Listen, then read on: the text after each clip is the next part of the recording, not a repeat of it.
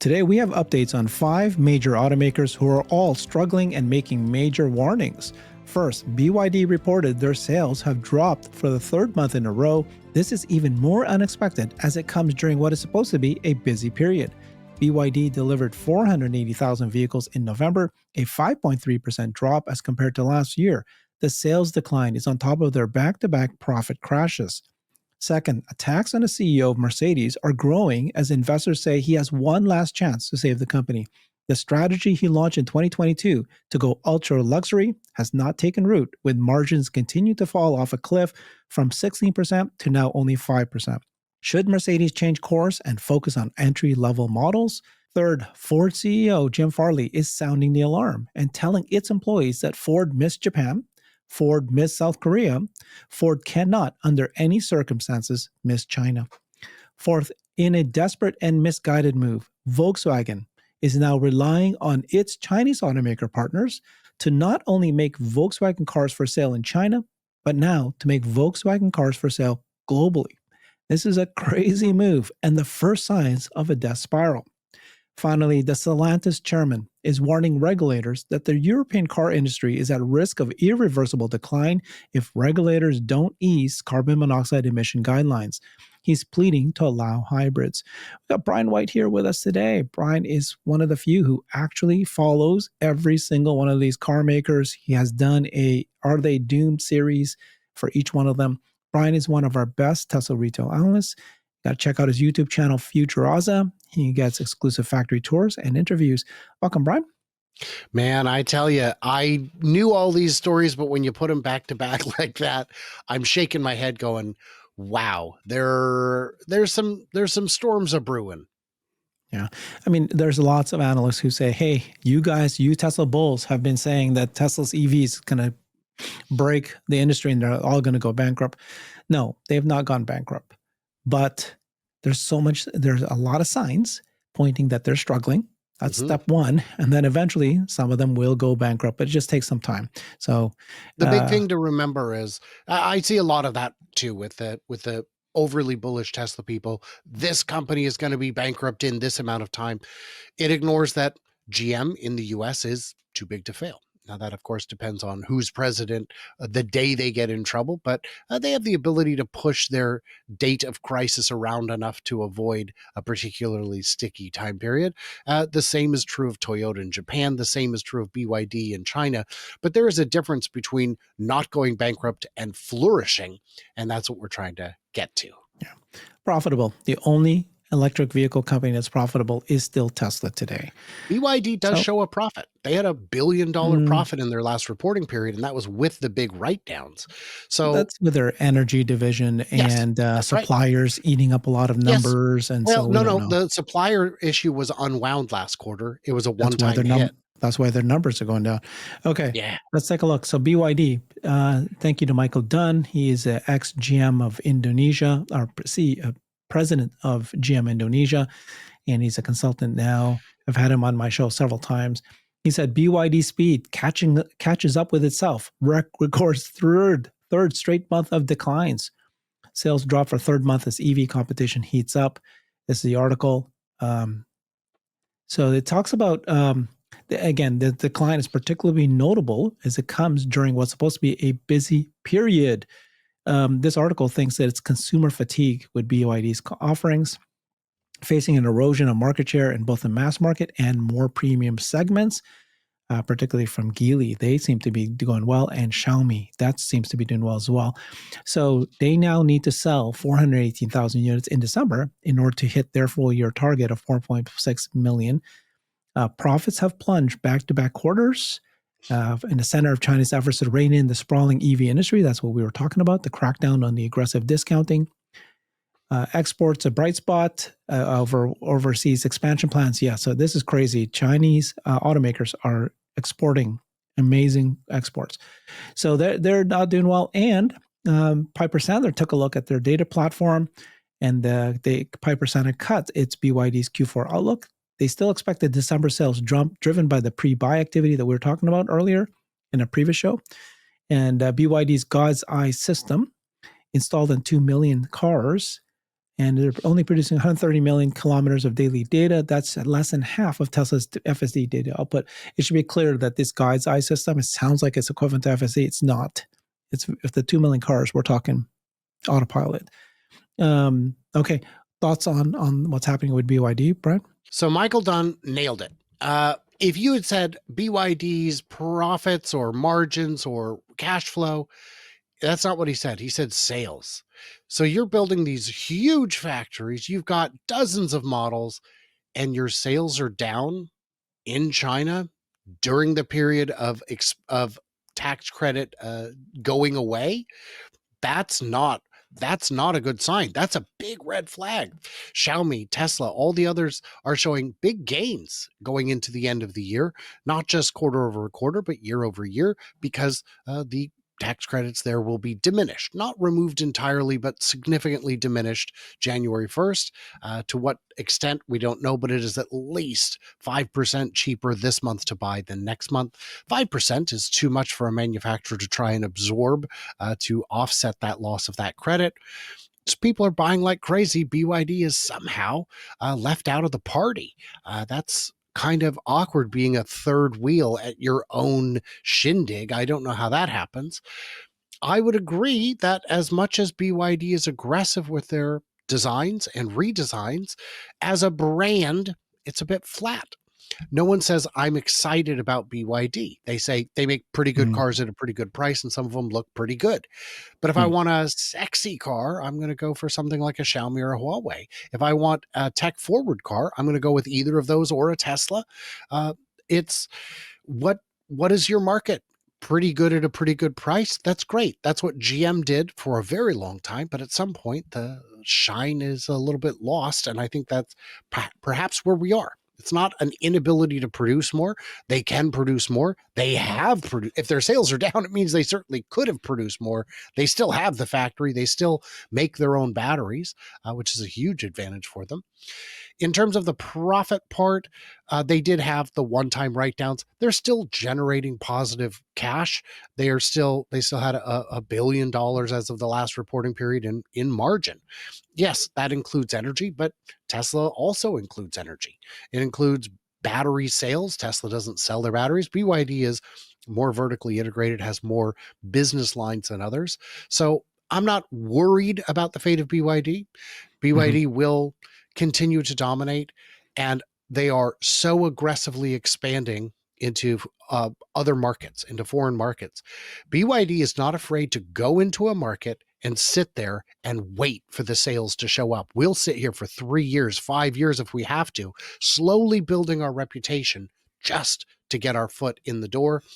And other companies, including Tesla, aren't. They want the success to follow as quickly as possible. So even with that, BYD is not dying. So I'm not worried about BYD. I'm not mad, Herbert. I'm disappointed. Sorry, BYD. Yeah. I'm What's not going to make interesting was your room, but I am going to give you a sideways look. your commentary is very important because you flew to China. You actually went to many of the different car makers' showrooms. You looked and sat in many cars. You did 20, 30 shows on each of these cars. So you understand what's going on in Chinese market. You see the different brands, and you kind of got a sense of. And I've interviewed the head of BYD in Nepal. I've driven BYD in Mexico. I'm getting out there and logging the miles. So hopefully the benefit shows. Okay. Thank you so much, Brian. Appreciate you. So that's BYD. And it's crazy. This is all news that happened this week. Okay. Mercedes. So the CEO is facing investor representatives call a last chance to put the automaker back on track. They're worried that they say requires a fundamental high stakes reversal of what the CEO unveiled in 2022. So what he said in 2022 was, we need to go ultra luxury. And the critics are saying, actually, no, it's not working out. You got to go back to more affordable, which I don't think so. So the idea, of course, is luxury is higher price, higher margin. Problem is, it's not working out. And so they quietly adjusted their strategy. The company softened its luxury focus. Discourse extended the production of the compact A class by 2 years, confirmed the development and of its replacement. So they're already making that move. The priority is to rebuild the entry level segments. This is what critics are saying, because you need volume, you need customer loyalty. They're basically in a kind of like they're right, because if you can't make enough of cars, you can't sell, and Right. you're not getting the margins. Suppliers, this is what the argument is. Um, yeah, results haven't been as hoped, right? So his strategy, he dubbed the economics of desire. That's what he called it. Banks on high margins, moves towards ultra luxury, and increased autonomy for the Maybach, AMG. It kind of makes sense to me. That should have been it, but margins eroded from 16% in 2022 to now just 5% in the third quarter of 2024. Mercedes-Benz has long had among the highest margins. The three companies that consistently were delivering good margins were Mercedes, Ferrari, and Tesla. Mercedes is the only one to see this kind of fall from grace. If you go back to that slide that shows the front end of the car, I would ask you if that says luxury to you, because to me it doesn't. Yeah. That says compromise. That's literally it. Just we still have to put a grill on it. We still need to make it look funky, and we can't even center the front camera because of the place we put the designs on the grill. It's not ideal. The classic way you would build a luxury car is to put an oversized engine in it, oversized suspension. Now you've got the performance, it rides nice, and gosh darn it, this thing's a gas hog. Just put in a bigger gas tank. You can't pull that with electric. If you try and put in more performance, now you've got less range, or a Silverado that weighs 8,000, 9,000 pounds. I don't think people want that either. That doesn't feel like technology. That feels like a brute force solution to a problem that requires an elegant touch. So you've got Mercedes trying to find their way. They've got some great technology. I'm surprised they haven't looked at licensing it. They've got some very efficient motors and systems. Maybe they're too expensive for their rivals like Volkswagen to implement, but Volkswagen competes in a different segment. They would be wise to form a partnership there. Perhaps that could save Mercedes a bit. Perhaps that could get them some money to get to the next point. But if you're only focusing upscale there and there's no entry level, I mean, entry level is important. That's why Ford would try and get you in the door. Your first car is a Focus. Maybe your next one's a Lincoln. Maybe your next one's an F-150. But you've got to have something to get them in the door. And it doesn't have to be cheap. It just has to be affordable. It has to be something middle class, I guess. Yeah, I don't agree. I mean, Mercedes is a brand, and they are the premium brand. They should stay premium brand. Don't try to go down to, more affordable. But Problem is, they've always had affordable in Europe. I mean, taxis I in know Europe that I are think that was a Mercedes. mistake when BMW and Mercedes started offering these low end cars. I don't know. What do I know? I've I'm not the been CEO of doing a it car maker, 40 but years though, so I'm not yeah, super yeah. worried. So brands like BYD, NIO, Xiaopeng, and Xiaomi have caught up to Mercedes-Benz in terms of EV technology Yeah. and premium products. And so there's nothing that separates them to be this luxury anymore, especially when I think consumers kind of like definition of luxury is now technology. And that Yes. really is part of it, having the greatest technology that other cars don't have, and they don't have it. So this is the reason, is that, this is what the critics are saying. You have to have volume. With volume, you can reduce production costs, you can secure better pricing from suppliers, support the multiplication models to regional markets. They're selling less, they have less volume, and it's a crash. So Uh, customer loyalty, they think, is entry level models. yeah.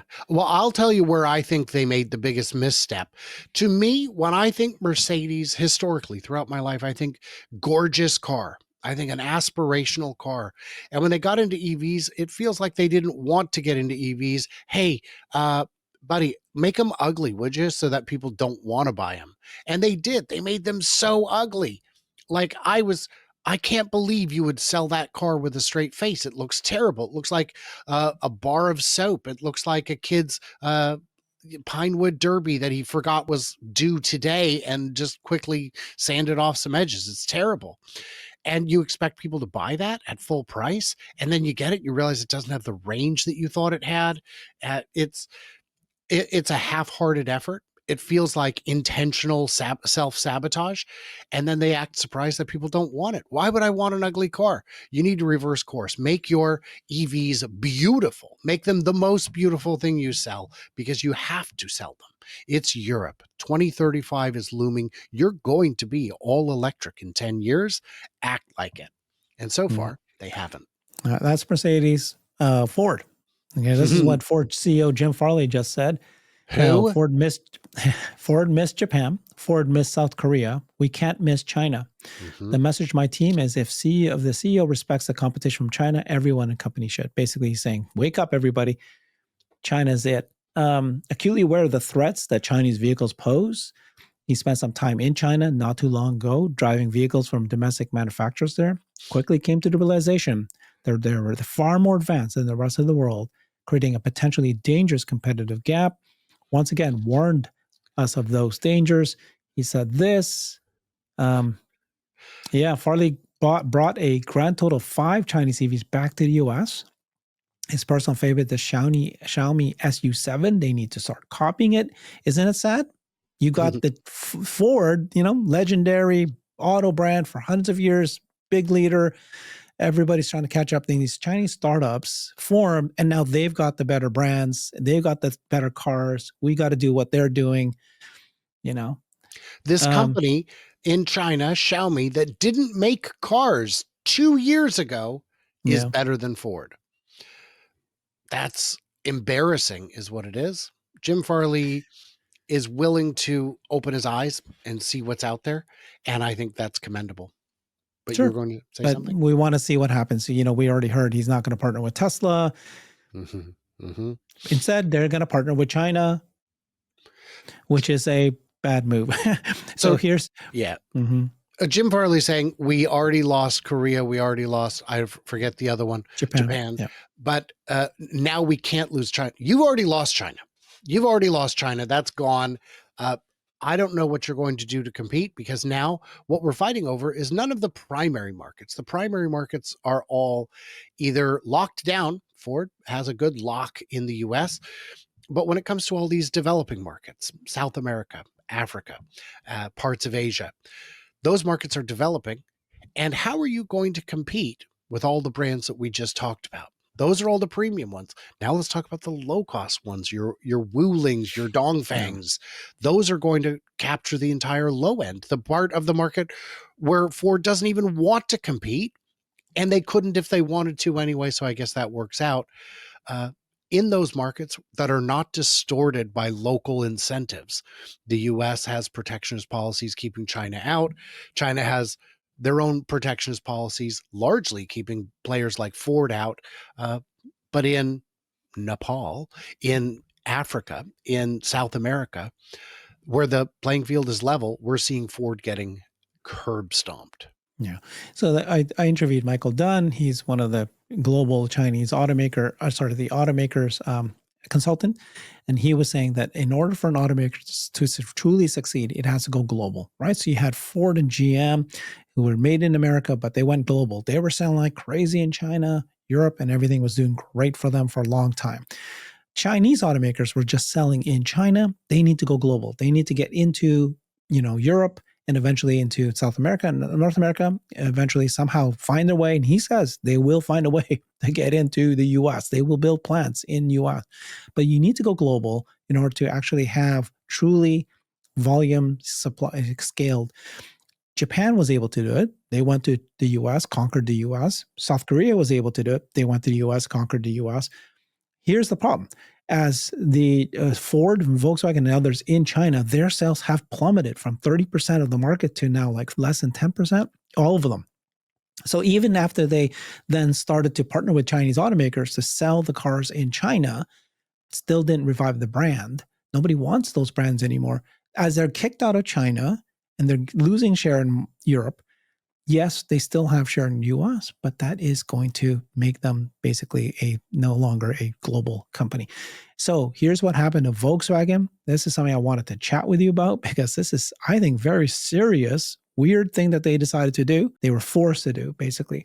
Volkswagen is now partnering with Chinese automakers to not only sell the cars in China, which is what they've been doing for so long, they're now going to use that to sell globally.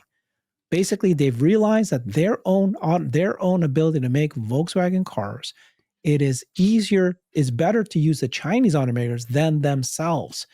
It could, for the first time, develop cars outside Germany, including testing and deploying new tech such as assisted driving. So the compared with 2023 production costs for EVs in Germany, the cost for some models in China was able to reduce it by 50% due to supply chain efficiencies, including battery procurement, shorter development times, and lower labor costs. It is so much cheaper to do it in China than for them to make it in Germany. I don't know if they're even a automaker at that point. They're releasing about 30 EV models in China over the next 5 years, and they're going to hand it off to those EV companies in China. So, I mean, they're forced to. There's no point. The development cycle for the new Chinese EVs have been shortened by 30%. If they did it traditionally, it would have taken 50 months. So that's why they did it in China for China. No. It's now going to be in China for the world. So it's crazy. A few years back, Volkswagen released their ID4. Then they reached out to a Chinese partner and said, we're going to license the ID4's production to you for the Chinese market. The company received the design, received all the things they needed for it, and produced the car. And it was great. It was cheaper. It was better. And then Volkswagen looked at it and said, quick question. Why is the wheelbase different? We made some tweaks. You made tweaks. We gave you a finished car. Why on earth would you change the wheelbase? And the answer is, well, because we know things you don't. And that's what China's been doing for the last 15 years is they don't copy paste. They don't steal the whole factory. What they copy is the output. What they copy is the final result. And the way to get there, there's always going to be a better way. Anybody who looks at a process can fix one or two things. And China famously fixes a lot more than one or two. So if they can take basically, we don't even need to finish the car. They're not going to copy the finished car. We can send them the prototype and they'll just build it better than we could have, quicker than we could have. Why are we spending $3 billion, $2 billion on developing this when we can just let them do it? And then the trick becomes, well, can you sell it in Europe? Well, I mean, we'd have to pay the import tariff, but it might still be cheaper than making it here. It's certainly cheaper than designing it here. So that's where they're at is. Yeah. Here's the scary part, right? So, okay, Volkswagen admitted they can't make it better than China. So they're relying on China to make their Volkswagen cars to sell globally. What happens now when the European government says, hey, we got to save our legacy automakers here? No, Volkswagen themselves is saying, no, government, please let my Chinese car get in because. So they're going to create their own competition in Europe. Yeah. What you're describing is a Stellantis problem, which we'll get to momentarily, because Stellantis is having the same issue. All these protectionist policies only work until a point. I can, keep putting a larger and larger bucket to capture the rain falling through my ceiling. But at some point I should probably fix the roof. And there is no plan to fix the roof. We're just going to. But your own companies you're trying to save is the ones like, we need them in here. That are creating the problem in the first place. Let's bring our competitions in here. So, oh man, this is terrible, terrible, terrible. Stellantis. So Chairman Stellantis, John Elkann, warned the European auto industry irreversible decline. This is the guy, European car industry risks irreversible decline, this chairman says. So he's warning, he's concerned because, of course, the carbon monoxide targets is so high, and he's saying, hey, the European auto industry, we're done if you don't reduce these stance on these emissions, and if you allow us to sell hybrids instead. He's basically saying, this is it, we're done. Our proposals include allowing plug-in hybrids, extended range EVs, and alternative fuels to be sold beyond 2035, when a planned zero emissions mandate will ban the sale of new gasoline. They can't, we're talking 2035, 10 years from now. That's still not enough for them to be able to do this. As soon as you introduce alternative fuels, I know you're not serious. If you were serious, you would say, we have a plan, it's concrete, here's what it is. But you throw in alternative fuels, are you talking corn or are you talking hydrogen? Because in either case, yeah, it's not going to work. Stellantis made a dangerous bet. They did what Volkswagen did, except they did it sooner. They said, we're going to rebadge Chinese cars, sell them in Europe as Stellantis products. And then 6 months later, a year later, 2 years later, the European Union says, oh, we're going to slap all Chinese made cars with these massive tariffs. And Stellantis said, not mine, right? Not mine. No, yours too. Of course, yours. They're made in China. Oh, we bet the farm on this. We're doomed. What are we supposed to do? I don't know. Build cars. Did you think about building cars maybe? And the answer is no, they didn't. We see this in manufacturing of all kinds. We're going to outsource a little bit at a time because it's cheaper. And then eventually we outsource the whole thing. And then we find that we don't know how to make it anymore. We've outsourced so much that we've lost the competencies. When Tesla was looking for a new country in which to build a factory, the UK wasn't even considered, in part because Brexit made that a difficult trade situation, but in part because they've forfeited all of their manufacturing capabilities. They no longer know how to make a car. And that's not an insult to the hardworking people of the UK. That is a statement of fact. You need all these competencies in the same place at the same time, and relearning them is painful. Yeah, I think the supply chain in China is so much more efficient at this point. They did something right. Yes, they invested. They saw the future. They invested big on it, and they maintained a political consistency. The policies, once established, weren't subject to radical change every 2 to 4 years based on appealing to the most voters. On the other hand, you don't really have to appeal to voters in China, so that's a different issue. Thank you so much, Brian. Again, just blowing me away with your knowledge. It's crazy. It's wonderful. I can talk to you about each of these topics. You've done a Are They Doomed series, so you know not only the Chinese brands, but every single one of these legacy automakers inside and out. And that showed today. Appreciate it. The audience appreciates you. Check him out at his YouTube channel, FutureAza. Really, he's one of the best out there. Thank you. Thanks, everybody. I've created a website that is the most comprehensive resource for the Tesla investor. Please check it out. Simply go to my website at herbertong.com.